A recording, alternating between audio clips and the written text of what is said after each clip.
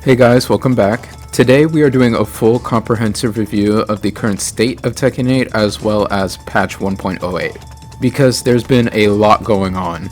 In general, the morale of the community has not been this low in a while. We have content creators quitting, pro players complaining, and casuals review bombing. It's been steadily going down since the release of patch 1.03 where they broke the entire game, but with the advent of patch 1.05 and 1.06, everybody's hopes were reinstilled. And honestly, the constant rubber banding from honeymoon period to the it's so over phase has been exhausting to witness and participate in. But that being said, I do love to complain. It's actually one of my favorite things, and patch 1.08 and 1.09 are essential to maintaining the life of Tekken 8. Of course, stupid idiot losers like us will continue to play this game, but the broad player base will leave if the developers can't get their shit together after 8 months. So, here I am to review it. I understand that the developers want to stray away from doing large balance changes due to the competitive season, but this game has been out for, again, 8 months, and if we add together all the time that this game has been in testing as well, it's been even longer. So it's kind of ridiculous that things that people have been complaining about since before the game even released still have not been addressed yet.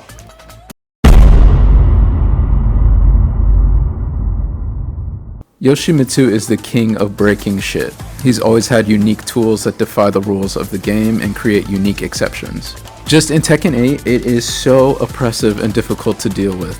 Since the release of Tekken 8, people have been labbing and pointing out the fact that he can punish moves that are -6 to -9 with flash, a launcher. Of course, on top of that, he still has insane tools like his generics, his hop kick, his down forward 1 and down forward 2 are all very good tools.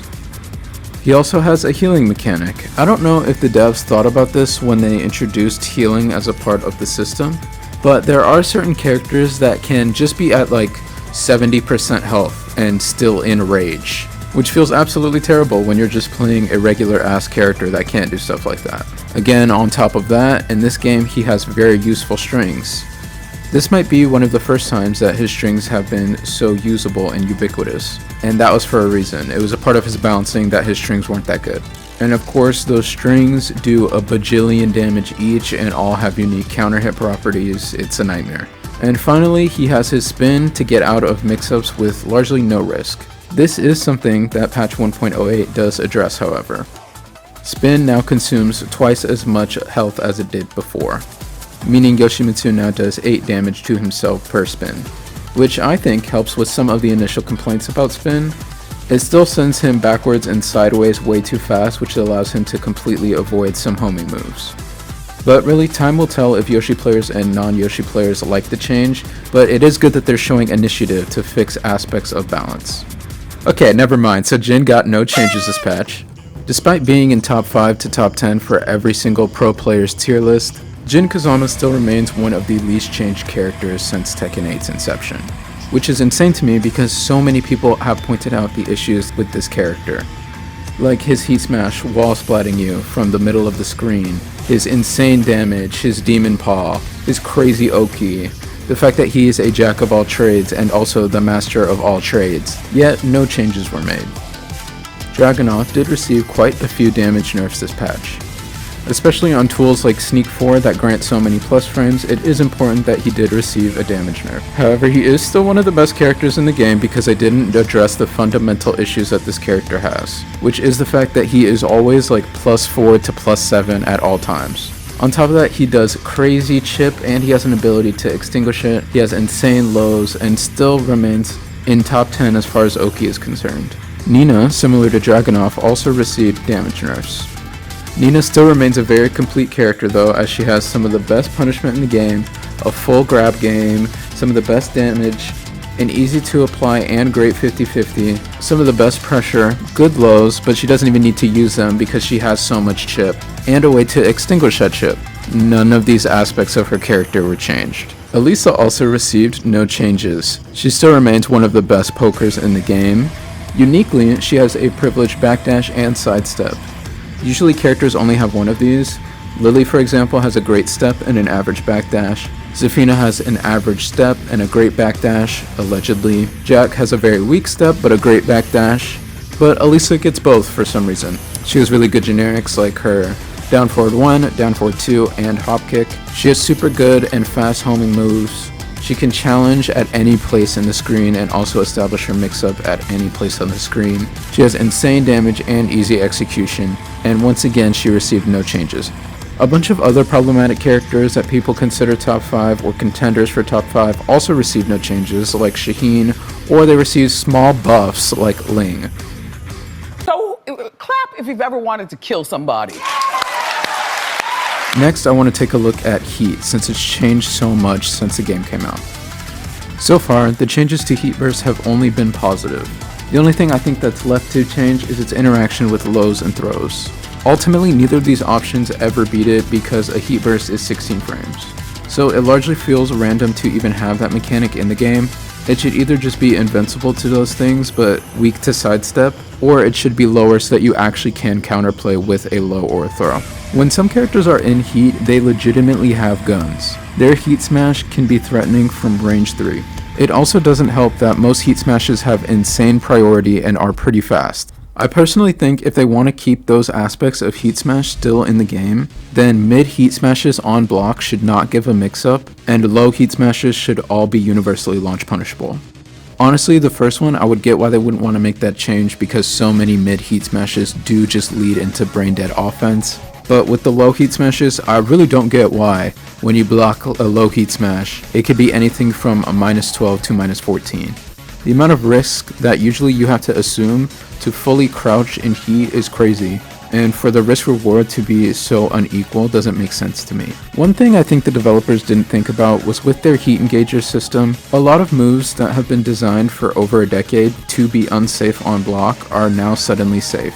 And it makes things like G-claps and 1-1-1s really difficult to deal with if you don't have a punch parry or Tsubaki. I mean, honestly, even if you do, it could be hard to point out a 1-1-1 in an onslaught of bullshit. I also think it would help the balance team to re-look at which moves turn into a launcher and which moves just get a follow-up hit. There seems to be a lot of inconsistency across characters as to what moves can do what, as well as certain moves that are only supposed to give one hit, leading into full combos. The last issue with Heat Engages right now are the Heat Engages that can cover half of the screen. I feel like I don't even need to bring up examples. I'm sure each of y'all just individually thought of 3 different characters that can do this. It feels absolutely insane to have to go against this, especially in neutral, where someone can just apply that button and dash towards you at full speed with no risk. Another way I would address this is by adding something called a heat parry. If any of you have ever played Soul Calibur, this idea might sound familiar to you. It would be a universal move that would be around 8 to 12 frames, and upon use it would put you in heat but take half of your heat bar.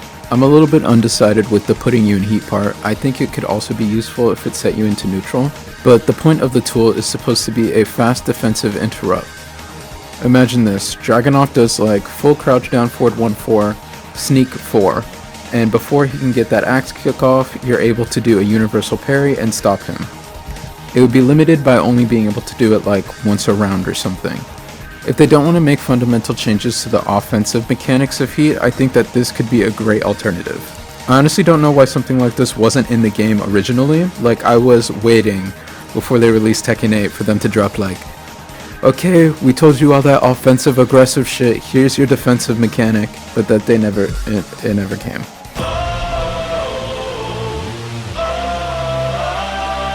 Okay, this is gonna be a short section, but why does every character have a mix-up? I feel like I'm playing fucking Street Fighter. I don't think it's fair that in Tekken, like a game like it is, you have to make like a pure guess every 12 seconds. Characters have moves and buttons that can just make them +6 mid-screen, +10 out of stance. What the hell is going on? That's not to mention the characters that now have a 50-50 on Wake Up that never did, like Ling and Lily. We have to really sit here and fundamentally ask ourselves, do these tools make any sense with the design philosophy of the character? I get that you want to make the game more aggressive for whatever fucking reason, but I think it's important to keep the integrity and original design of these characters, if you know what I mean. Don't ask me for shit. Originally, this portion was going to be a very long-winded rant about the current balance of the Tekken 8 rank system. But to my shock, in patch 1.08, they actually made good changes. And honestly, I get it. It can take a very long time to make a rank system work and work well. I mean, Overwatch 2 is still trying and they haven't been able to figure that out yet. Personally, I would have preferred plus or minus 1 since I like to play against people that are at my skill rank. I feel like I can learn the most against them, not someone who is fucking 4 ranks higher than me. The ability for a God of Destruction to be matched against a Garyu is also gone as well. This is a great change because this has happened to me so many times. They also added instant replay at the end of a match. And lastly, the best change, the change to the point system. You will now lose points proportional to rank, so no more losing 700 points to someone that is 3 ranks better than you. These are all honestly very, very good changes. The only thing left, I would say, is for them to address the prowess rank matching, but that's pretty much everything. Okay, so I lied. It's still pretty bad. There are still pluggers that exist in this game. Granted, I don't play against a lot of them because now you can see the actual display. In addition to pluggers still just existing in our ecosystem, there's also a bug right now where if you get rage arted, and after the rage art you have a very small amount of health, you just disconnect from the match. This actually happened to me when I was playing a Jun set and somebody rage arted me and then we both got dropped from the match. It was awesome because either of us could have won that match and it just ended. The game seems to still have an issue with cheaters, if not it being worse than before. This is honestly amazing to me because people have been cheating in Tekken for I don't know how long. It feels like fucking 10 years. And similarly with pluggers, it seems like there's not a lot of action happening, but we're not privy to everything, so who knows, maybe in patch 1.09 it'll be fixed. There is also still the issue with the God plateau. It refers to just the drought that players experience once they hit God of Destruction. There really is only 30 ranks in this game and the first like 8 of them are fake since you don't lose any points for losing. And once people achieve and are able to keep God of Destruction, there is truly no incentive to keep playing. Of course, there's a bunch of easy ways to fix this, like put incentives in the battle pass, or give people special titles or cards for being God of Destruction. Literally just do the basic aspects of having a video game. None of these incentives, as well as a higher rank, have been implemented, so there are a bunch of God of Destruction players that have just stopped playing. You know, if you bought a special edition of this game and you got 32 gold suits, well, check it out. Now you can buy 33 balls. Before patch 1.08, practice mode was missing a bunch of settings. Health settings, healing settings, install settings. But now most of these have been added. I'm actually very excited about this just as a Tekken nerd. There are literally certain situations and things that you could not test in practice mode before, and it was super limited, so good on them for recognizing that and changing it. Why are there so few ghosts in this game? It felt like in previous installments like Tekken 5 through Tag 2, there were so many more. Maybe that's because they weren't literally laid out in a menu in front of you to select from. I would say to fix this, they could add more ghosts, like maybe automatic ghosts that shuffle, or even put in unique ghosts with each season. Add more prizes, give incentives for people to actually play Ghost Battle. Because remember, this game mode is in the game instead of Time Attack or Team Battle. So it should be something that people are willing to play instead of a side mode that people throw out. Part of the reason that Ghost Battle has this identity is because of the horrible AI that they use. Granted, it is so much better than previous installments. Ghosts can actually do full combos, they can whiff punish, but sometimes they just get like locked. They have difficulty doing basic commands or actions. Sometimes they'll just like stop playing for a few seconds. They'll continuously run into the same setup over and over again. It's pretty bad. There's also some songs missing from the jukebox still. I don't know if this is due to copyright. It probably is, but I think it is still important to mention. Online practice mode when? Online practice mode now. I honestly think it's fair to be upset that this game didn't release with online practice mode in it.